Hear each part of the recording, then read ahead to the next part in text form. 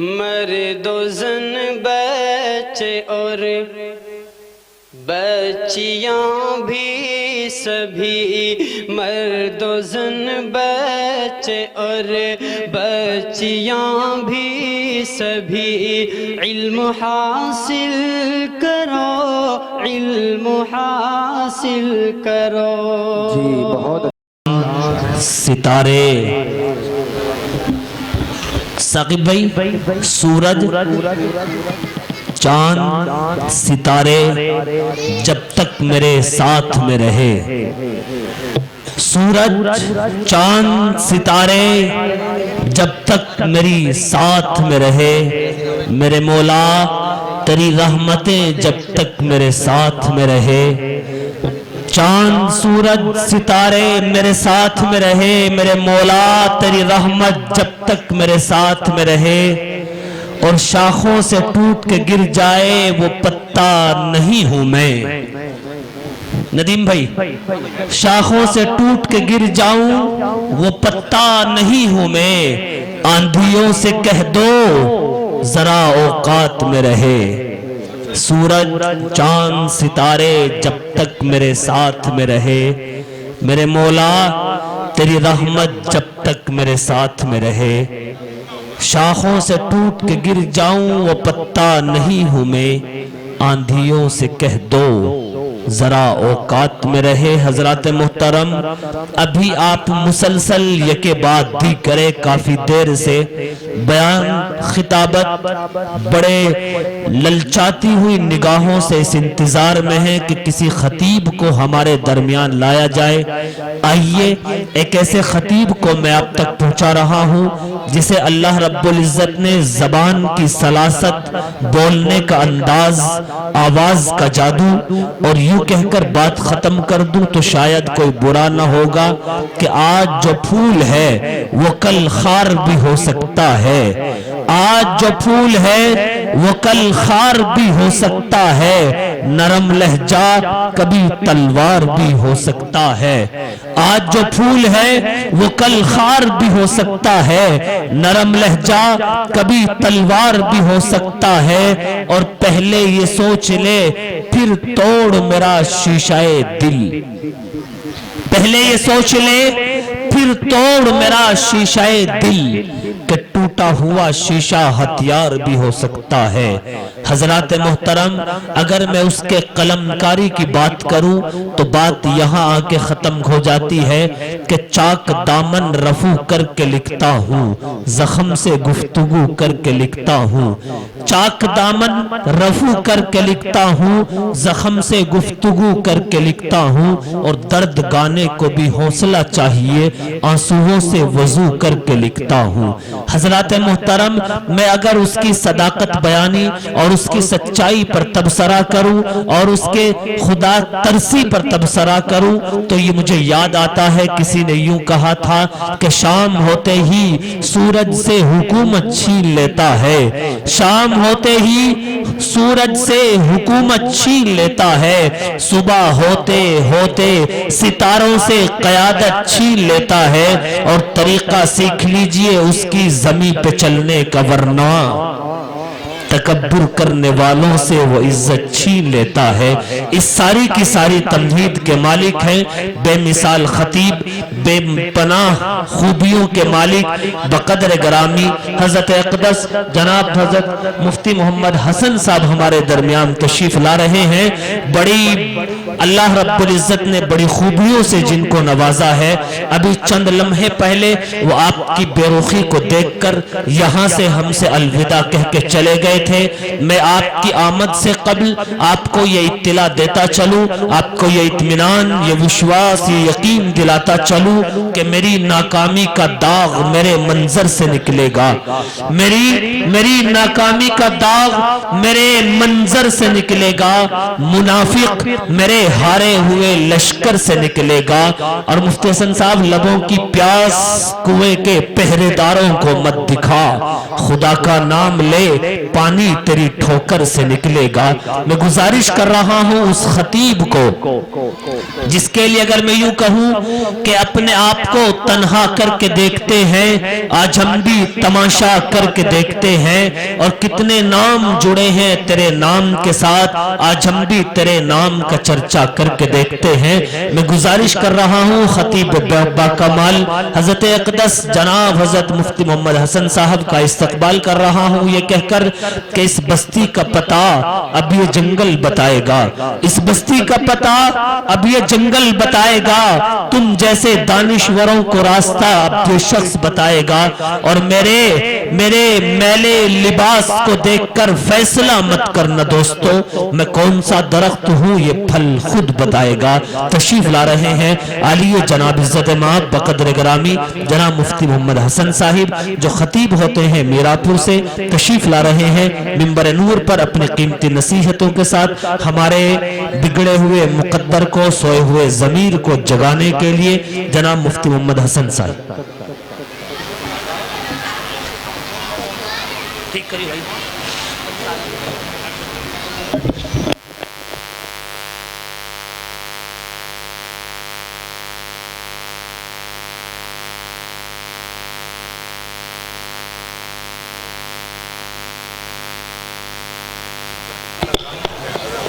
پہلے قاری صاحب جو ہے دو بچوں کا مکالمہ کہہ رہے ہو، عبدالصمد اور اکمل، ان دو بچوں کا مکالمہ ہو جائے انشاءاللہ، اس کے بعد جو ہے بات شروع ہوگی۔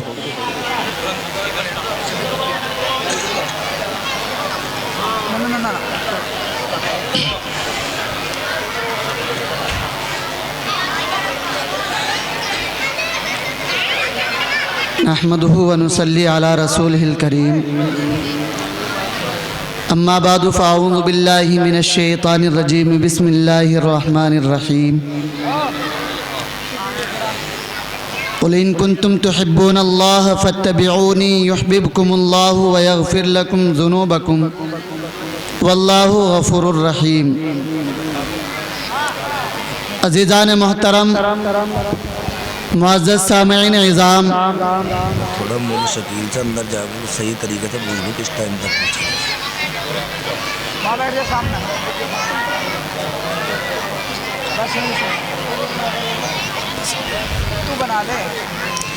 بھائی آپ حضرات سے میری ادباً گزارش ہے کہ دیکھیں یہ جو بچے چل پھر رہے ہیں انہیں ایک تو بالکل ختم کیا جائے اور سکون کا ماحول بنایا جائے۔ ماشاءاللہ بہت خوشی ہوئی آپ کے اس مجمع کو دیکھ کر۔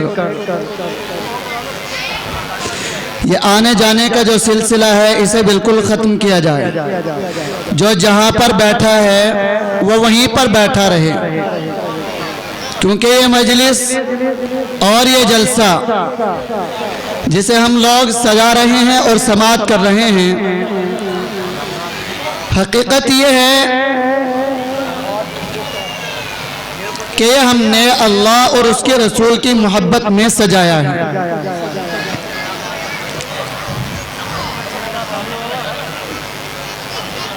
حضرات محترم،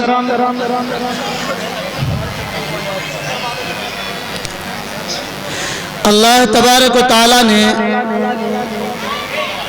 قرآن کریم کے اندر آقا رحمت صلی اللہ علیہ وسلم کو جو امام الانبیاء ہے، بطحہ تاجدار شاہ بدر و حنین ہے،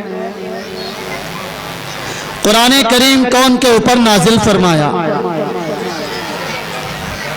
قرآن کریم کی آیت قل ان کنتم تحبون اللہ فاتبعونی، یہ پیغام سنا دیا، اے میرا محبوب لوگوں کو بتا دیجئے، اعلان کر دیجئے کہ اگر تم یہ چاہتے ہو کہ اللہ تم سے محبت کرے، اللہ تمہیں اپنا محبوب بنائے، اور اللہ تبارک و تعالیٰ تمہیں اپنا پیارا لاڈلا بنائے، تو یقین جانو تمہارے لیے ضروری ہے کہ تم آقا رحمت صلی اللہ تعالیٰ علیہ وسلم کی ذات اقدس سے محبت کرو۔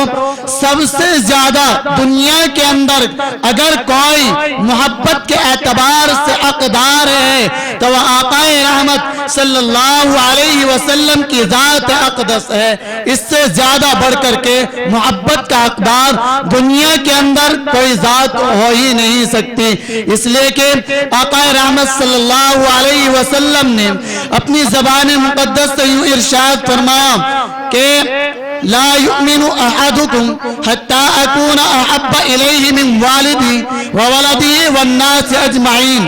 لوگوں سن لو, کان کھول کر کے سنو اور غور سے سنو, توجہ سے سنو. سن رہے ہو کہ نہیں سن رہے ہو؟ کیا فرمایا آقا رحمت صلی اللہ علیہ وسلم نے, دنیا کے اندر رہتے ہوئے اگر تم یہ چاہتے ہو کہ آقا سے محبت ہو تو تمہیں سب سے زیادہ آقا کی ذات سے محبت کرنی پڑے گی. دنیا کے اندر تمام کے تمام اعلی اولاد, تمہارے ماں باپ اور تمام انسان جو کچھ بھی تمہارے پاس ہے, جب تک کہ ان تمام چیزوں سے زیادہ آقا کی محبت تمہارے دل کے اندر پیدا نہ ہو جائے تو تم کامل ایمان والے نہیں کہے جا سکتے.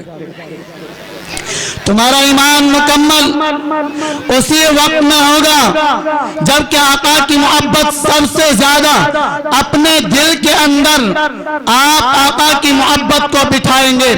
حضرت عمر رضی اللہ تعالیٰ آقا رحمت صلی اللہ علیہ وسلم ایک دفعہ ہاتھ پکڑے ہوئے چلے جا رہے ہیں. آقا رحمت سے عمر ابن خطاب فاروق اعظم ارشاد فرماتے ہیں, یا رسول اللہ, یا رسول اللہ, مجھے دنیا کے اندر سب سے زیادہ آپ محبوب لگنے لگے بجائے اس کے کہ میری ذات, یعنی مجھے اپنا آقا, میری ذات مجھے سب سے زیادہ محبوب ہے. اس کے علاوہ میرے والدین, میرے ماں باپ, میری اعلیٰ اولاد, میری زمین جائیداد, میرے پاس دنیا کی جو کچھ دولت ہے, ان تمام کے تمام چیزوں سے زیادہ مجھے آپ محبوب ہیں. آقا رحمت نے لوگوں یہ ارشاد فرمایا, اے عمر, عمر اپنے دل کو جانچ, اپنے دل کو جانچ لے, ابھی تیرا ایمان مکمل نہیں ہوا. عمر فاروق نے اب اپنے دل کو جانچا اور اپنے جسم کا جائزہ لیا. اپنے دل کا جائزہ لیتے ہیں, جائزہ لینے کے بعد دوبارہ سے پھر ارشاد فرماتے ہیں, یا رسول اللہ, یا رسول اللہ, اب دنیا کے اندر مجھے سب سے زیادہ آپ محبوب لگنے لگے, میری ذات سے زیادہ بھی, یعنی مجھے اب اپنا آقا زیادہ عزیز نہیں ہے, مجھے اپنے آپ سے بھی زیادہ اب آپ مجھے محبوب لگنے لگے. اس وقت میں آقا رحمت نے ارشاد فرمایا, الآن یا عمر, عمر اب جا کر کے تمہارا ایمان مکمل ہوا. آج ہمیں کس وقت سے جلسہ چل رہا ہے, ہماری ذات پر کوئی فرق پڑنے والا نہیں. کوئی آئے کوئی جائے, سنے نہ سنے, کیا فرق پڑتا ہے. مگر یاد رکھیے میرے عزیزوں, توہین علماء اگر آپ کرتے رہے, آپ علماء کی توہین کرتے رہے, رب کعبہ کی قسم کھا کے کہتا ہوں, کھیڑی کے لوگوں, آج اس امت کا اس دنیا کے اندر کوئی پرسان حال نہیں ہے. چاہے جائے کہ جگہ جگہ اس امت کو, جگہ جگہ اس قوم کو للکارا جا رہا ہے, اس کے اوپر طرح طرح کے تانے کسے جا رہے ہیں, مدارس کو مسمار کیا جا رہا ہے, مدارس کو مسمار کیا جا رہا ہے, مساجد کو مسمار کیا جا رہا ہے. جگہ جگہ مسلمانوں کو پکڑ پکڑ کر کے, ایک ایک کو پکڑ کر کے اسے جھنجھوڑا جاتا ہے. کہیں سننے کو آتا ہے ایک کی داڑھی کاٹ دی گئی, کہیں سننے کو آتا ہے کہ کسی کی ٹوپی کو اتار دیا گیا. مگر کیا مجال, کیا ہمارے سروں پر جھوریں گے, ہمارے چہروں پر اس کا کوئی ملال, اس کا کوئی رنج, اس کا کوئی غم, اس حادثوں سے سن کر کیا ہم نے کبھی کوئی سبق لیا؟ صبح سے یہ جلسہ چل رہا ہے. اللہ کے بندوں کچھ تو سوچو. اور ایک بات اور یاد رکھنا, بڑے درد کے انداز میں یہ بات کہہ رہا ہوں, خدا را کبر سے بچیے, آپس کے طور سے بچیے. آپ جو یا تو آنے والا یہ کہے گا کہ آپ نے جو یہ جلسہ رکھا ہے قاری صاحب یہ آپ نے توڑ کی بنیاد پر رکھا ہے, کوئی اتفاق آپ کے اس جلسے کا نہیں ہے. بعض لوگوں نے ہو سکتا ہے آپ کے جلسے کی مخالفت کی ہو اور پھر آپ نے اس جلسے کو سجا لیا, ورنہ کیا مجال کہ صبح سے جو ہے چھوٹے چھوٹے ننھے بچے قرآن کریم کا پیغام آپ کو سنائیں, رسول اللہ کی محبت میں ترانے گنگنائیں, عقیدت میں نظمیں پڑھیں, مگر ہماری ذات پر کوئی فرق پڑنے والا نہیں. اب آ کر کے جو ہے کچھ لوگ یہاں بیٹھے, الحمدللہ خوشی ہوئی, مگر یاد رکھیے پھر کہتا ہوں اگر آپ علماء کی توہین کرتے رہے, جلسہ رکھ لیا, آپ اپنے گھروں کے اندر پڑے رہے, خدا کی قسم نسل در نسل عالم پیدا نہیں ہو سکتا. اگر اپنی نسلوں کے اندر یہ دیکھنا چاہتے ہو کہ عالم پیدا ہو, حافظ قرآن, قاری قرآن اور مفسرین محدثین آپ کے درمیان پیدا ہو, تو ضرورت ہے اس بات کی کہ ہم سب سے پہلے علماء سے محبت کریں, ہم مدارس سے محبت کریں, آقا کی ذات سے محبت کریں. اس کے بغیر ہمارا دنیا میں کوئی چارہ کار نہیں ہے. ہم یہ سوچتے رہیں کہ جس طرح سے چاہیں زندگی گزارتے رہیں, وقت تو بہرحال گزر ہی جائے گا, لیکن کیا ہمیں مرنا نہیں ہے؟ حوض کوثر پر آقا کے ہاتھ سے جام کوثر پینا نہیں ہے؟ کیا آپ نے نہیں سنا علماء نے محبت کی 3 قسمیں بیان کی ہیں, محبت کی 3 قسمیں بیان کی ہیں. اگر سننا چاہتے ہو تو ہاتھ اٹھا کر کے بتاؤ, بھئی سننا چاہتے ہو؟ کروں عرض کیا کیا ہیں؟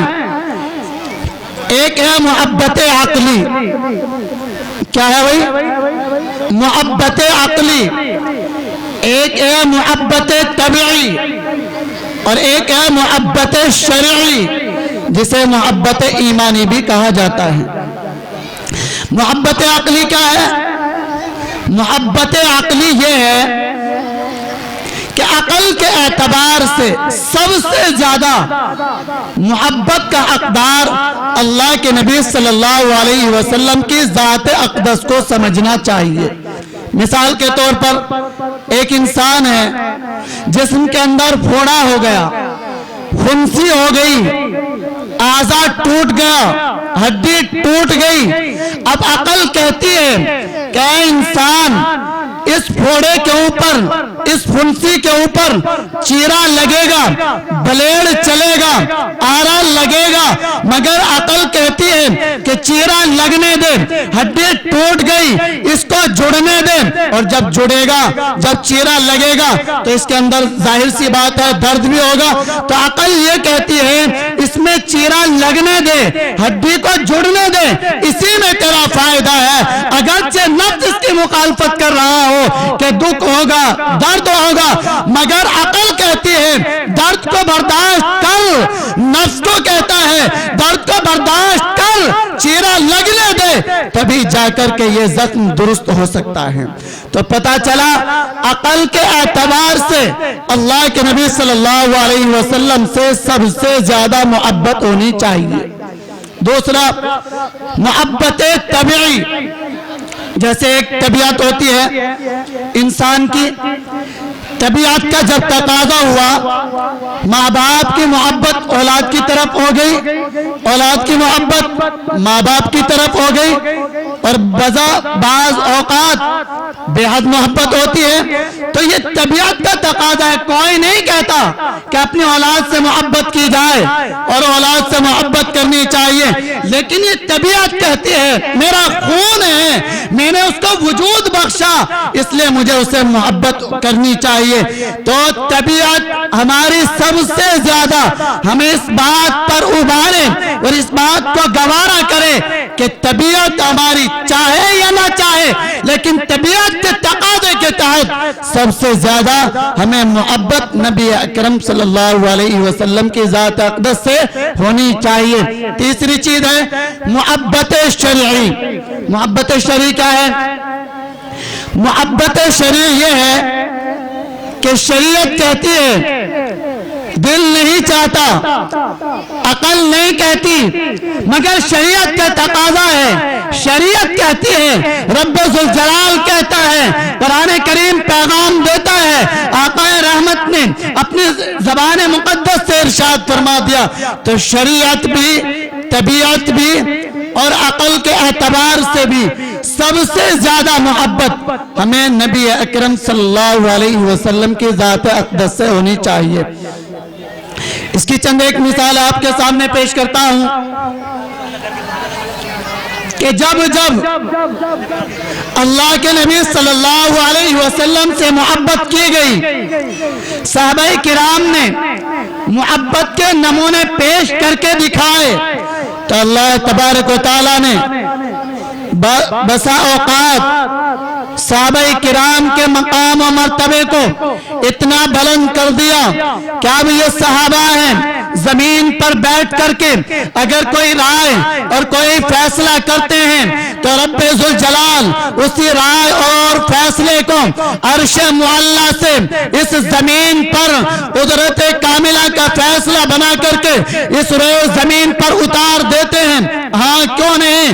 آقا رحمت صلی اللہ علیہ وسلم حضرت عمر رضی اللہ تعالیٰ عنہ کا ہاتھ پکڑے ہوئے آپ طواف کر رہے ہیں، طواف کرتے کرتے آپ جب حجر اسود کے پاس میں پہنچے، حجر اسود کے پاس میں پہنچے، آپ علیہ السلام نے یہ ارشاد فرمایا، عمر جانتے ہو یہ کیا چیز ہے؟ حضرت عمر نے ارشاد فرمایا، یا رسول اللہ آپ زیادہ جانتے ہیں۔ آقا رحمت نے ارشاد فرمایا، عمر یہ حجر اسود ہے، یعنی حجر اسود جن حضرات نے عمرہ یا حج کیا ہو وہ لوگ جانتے ہیں کہ حجر اسود کیا ہے۔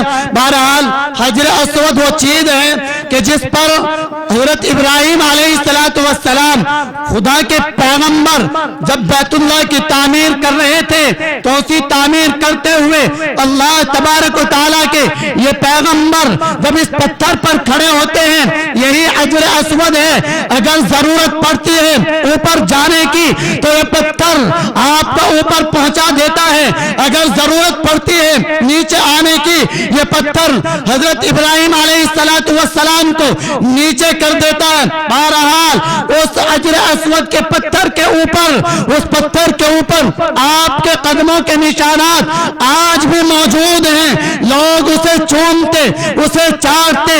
آج حکومت عربیہ نے اس حجر اسود کو ایک دیوار کے اندر، ایک شوشہ نما شکل کے اندر اس کو بند کر دیا، لوگ جاتے اس کو چومتے چاٹتے، طرح طرح کے جھگڑے ہونے شروع ہو گئے تھے، تو حکومت عربیہ نے اس کو ایک شیشے کے اندر قید کر دیا۔ بہرحال اللہ کے نبی صلی اللہ علیہ وسلم نے حضرت عمر کو یہ ایک اجنبی چیز دکھائی، ایک اجنبی جگہ پر لے کر کے گئے۔ اب عمر اپنے اظہار کا، رائے کا خیال کرتے ہوئے اظہار کرتے ہیں، یا رسول اللہ، یا رسول اللہ مجھے اجازت دیجئے، میرا دل چاہتا ہے، میرا دل پھٹا جاتا ہے اور میرا دل یوں کرتا ہے، میرا دل و دماغ اس بات پر اتفاق کر چکا ہے جب یہ حجر اسود ہے، یہ پیغمبر اسلام نے جس کے اوپر نشانات کو چھوڑا ہے، یا رسول اللہ میرا دل چاہتا ہے کہ میں یہاں پر 2 رکعت نفل نماز پڑھوں۔ ابھی آقا کے اوپر قرآن کریم نازل ہوا، ارے رب ذوالجلال کی قسم محمد تو وہ ہیں کہ جو اپنی زبان سے کچھ نہیں کہتے، محمد کا حکم رب ذوالجلال کا حکم ہوا کرتا ہے، محمد الرسول اللہ اپنی زبان سے وہی کہتے ہیں جو رب ذوالجلال آسمان سے فیصلہ فرماتے ہیں۔ قرآن کریم شاہد ہے، علماء موجود ہیں، قرآن کریم بتلائے گا، وَمَا يَنْطِقُ عَنِ الْهَوَىٰ إِنْ هُوَ إِلَّا وَحْيٌ يُوحَىٰ۔ اللہ کے نبی صلی اللہ علیہ وسلم اپنی ذات اقدس کے اعتبار سے، اپنی رائے کے اعتبار سے کسی کو کوئی فیصلہ نہیں سناتے۔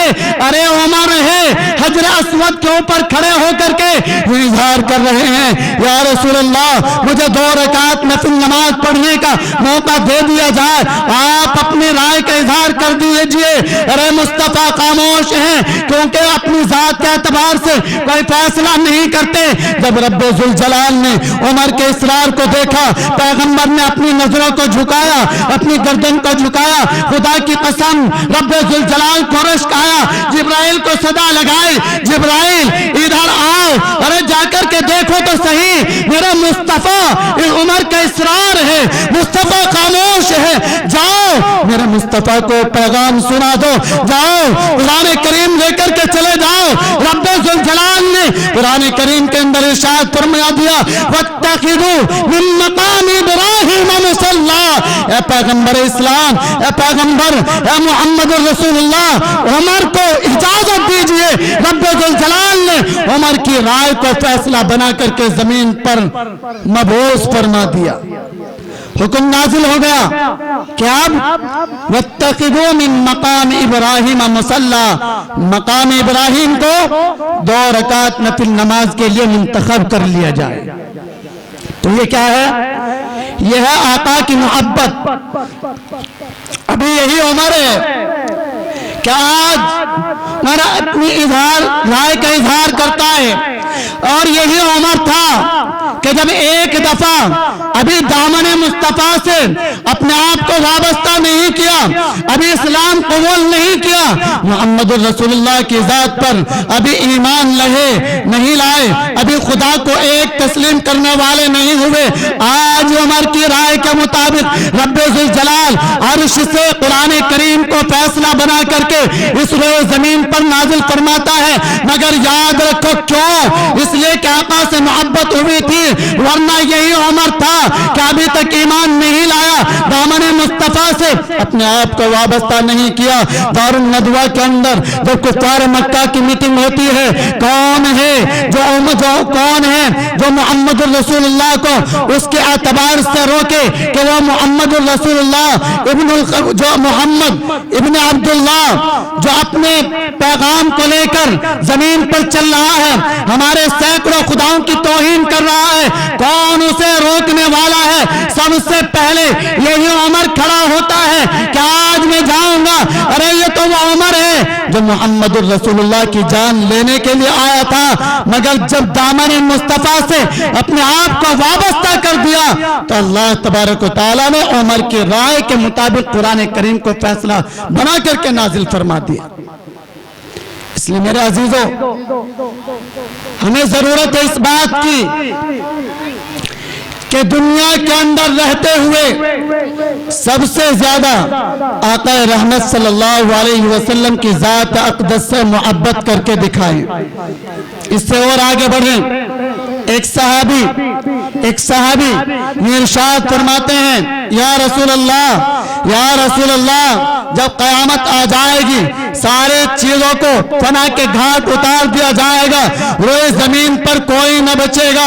या रसूल अल्लाह तबारक व तआला जब फैसला फरमा चुके होंगे, जिसे जन्नत में जाना है वो जन्नत में चला जाएगा, जिसे जहन्नम में जाना है वो जहन्नम में चला जाएगा। या रसूल अल्लाह, जो जन्नत के अंदर आपका मकाम, आप इमामुल अंबिया हैं, आप जन्नत के अंदर जाएंगे तो आपका मकाम और मर्तबा तो अल्लाह तबारक व तआला इतना बुलंद और बाला अता फरमाएंगे, हम नीचे रह जाएंगे। आपका मकाम कहाँ, आपके सहाबा कहाँ? या रसूल अल्लाह, अगर जन्नत के अंदर या रसूल अल्लाह आपका दीदार न हुआ, खुदा की कसम या रसूल अल्लाह, हमें वो जन्नत ही नहीं चाहिए जिस जन्नत के अंदर हमें आपका दीदार नसीब ना हो। या रसूल अल्लाह, हमें वो जन्नत ही नहीं चाहिए जिस जन्नत के अंदर आपका दीदार ना हो। और क्या चाहिए? ये आका की मोहब्बत है कि अल्लाह तबारक व तआला ने उन लोगों के मकाम और मर्तबे को इतना बढ़ाया कि जब आका की जात से अपने आप को वाबस्ता किया और आका की जात से सबसे ज्यादा मोहब्बत करने लगे। एक सहाबी हैं ज़ियाद इब्न सकन हैं, नबी अकरम सल्लल्लाहु अलैहि वसल्लम से ये ऐलान करते हैं और अपनी राय का इजहार करते हुए ये इरशाद फरमाते हैं, उहद का जमाना है। आका रहमत ने इरशाद फरमाया, कौन है जो मेरे हिफाजत شہادت کرے گا کون ہے جو میری محبت میں، میری عقیدت میں میری جان کو بچانے کے لیے اپنی جان کا نذرانہ پیش کرے گا۔ ارے زیاد ابن سکن کھڑے ہو گئے اور ارشاد فرماتے ہیں یا رسول اللہ، یا رسول اللہ، یہ زیاد ابن سکن ہے، آپ کی محبت میں اپنی جان کا نذرانہ پیش کرے گا، یا آپ کی محبت میں شہادت کو قبول کرے گا۔ وعد کا زمانہ آیا، نبی اکرم صلی اللہ علیہ وسلم کو کفار نے گھیر لیا، زیاد ابن سکن کھڑے ہو گئے، زیاد ابن سکن کفار کے سامنے کھڑے ہو گئے، آقا رحمت کے بچاؤ میں کھڑے ہو گئے، کفار نے تیر برسائے، ارے زیاد ابن سکن ہے، ادھر سے تیروں کی بارش ہو رہی ہے، خدا کی قسم زیاد ابن سکن اپنے جسم کے اوپر تمام تیروں کو لے رہے ہیں، تمام تلواروں کے زخم کو اپنے جسم کے اوپر برداشت کر رہے ہیں۔ زیاد ابن سکن ہے، جب 70 زخم آ گئے، 70 سے زیادہ زخم آئے، مؤرخین نے لکھا ہے، مفسرین نے لکھا ہے 70 زخم آئے، زیاد ابن سکن یہ نڈر بہادر نوجوان شہسوار اب لڑتا ہوا جب 70 زخم آ گئے زمین پر گر گیا، زمین پر گر گیا۔ دو صحابہ آئے اور آپ کو اٹھایا، آپ کو اٹھانا چاہا، زیاد ابن سکن کہتے ہیں کیا ہوا؟ انہوں نے کہا کہ آپ لڑنے کے قابل نہیں رہے، آپ جو ہے آپ کا جسم کمزور ہو گیا، جسم پر اضمحلال کے نشانات موجود ہیں۔ آپ نے ارشاد فرمایا مجھے چھوڑ دیا جائے، مجھے چھوڑ دیا جائے، میں نے آقا سے وعدہ کیا تھا، آقا اے محمد رسول اللہ، آپ کی عقیدت میں، آپ کی محبت میں زیاد ابن سکن اپنی جان کا نذرانہ پیش کرے گا۔ ارے زیاد ابن سکن یہ نوجوان ابھی زمین پر 70 زخم کھا کر لیٹا ہوا ہے مگر ہار نہیں مانتا۔ جب صحابہ کرام ان کو اٹھانے کے لیے آئے تو انہوں نے کہا مجھے چھوڑ دو، پھر دوبارہ سے کھڑے ہوئے کفار کا مقابلہ کیا، مقابلہ کرتے ہوئے اس مرتبہ 20 زخم اور آئے، اب اس دفعہ تقریباً 90 زخم ہو گئے۔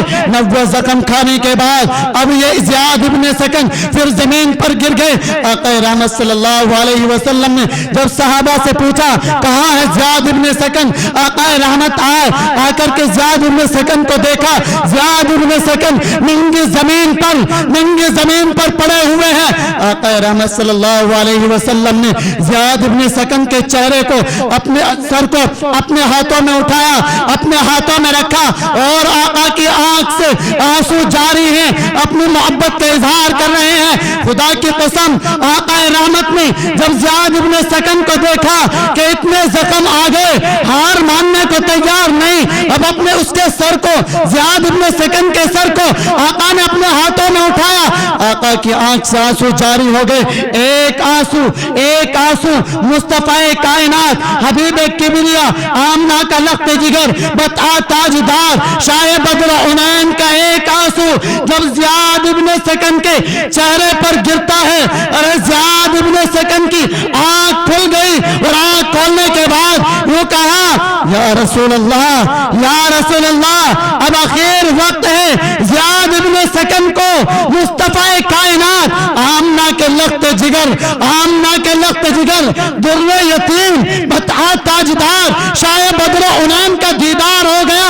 یا رسول اللہ، میری آخری خواہش تھی کہ جب میرا دم نکلے میری زبان میرا ساتھ چھوڑ دے اور میرا جسم میرا ساتھ چھوڑ دے، میری آنکھیں یا رسول اللہ جب میرا ساتھ چھوڑے تو بس اخیر دیدار مصطفیٰ کائنات کا ہو جائے، مجھے دنیا کے اندر کسی اور چیز کی ضرورت نہیں ہے۔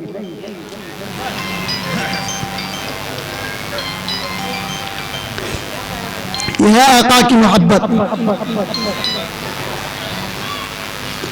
آقا کی محبت کس طرح عقیدت و محبت میں صحابہ کرام نے قربانیوں کے نذرانے پیش کیے۔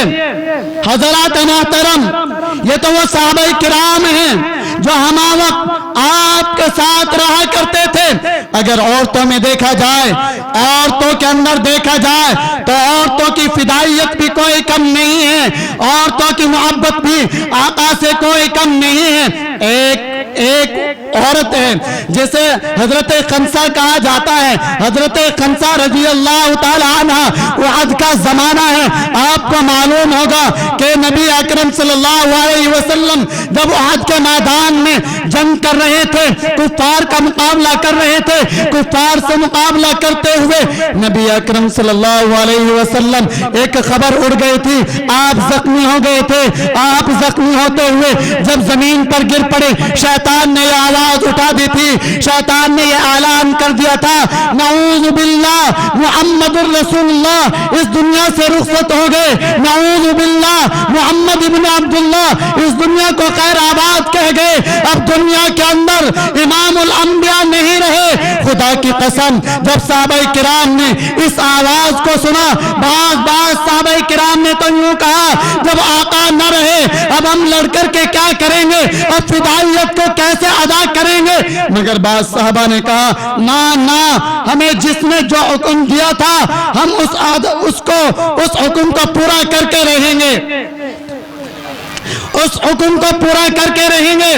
آقا رحمت صلی اللہ علیہ وسلم کے بارے میں جب یہ خبر مشہور ہو گئی, مدینہ کے اندر ایک عورت حضرت خنسا رضی اللہ تعالی عنہ, ان کے کانوں کے اندر بھی یہ آواز پہنچی, ان کو بھی پتا چلا کہ آقا رحمت اس دنیا سے رخصت ہو گئے. خدا کی قسم فدا ہو جائیں ایسی محبت پر, ارے قربان جائیں آقا کی ایسی محبت پر. حضرت خنسا رضی اللہ تعالی عنہ, ارے وہی عورت ہیں اپنی چادر کو نیچے لٹکا کر کے مدینہ سے باہر آ گئی, اور باہر آ کر کے جو لوگ وہاں سے آ رہے تھے, آنے والوں سے جو قافلہ آقا کی طرف سے آ رہا تھا, آنے والوں سے معلوم کرتی ہیں, لوگوں کیا تمہیں آقا کی کوئی خبر ہے, کیا آقا کے بارے میں کچھ سنا.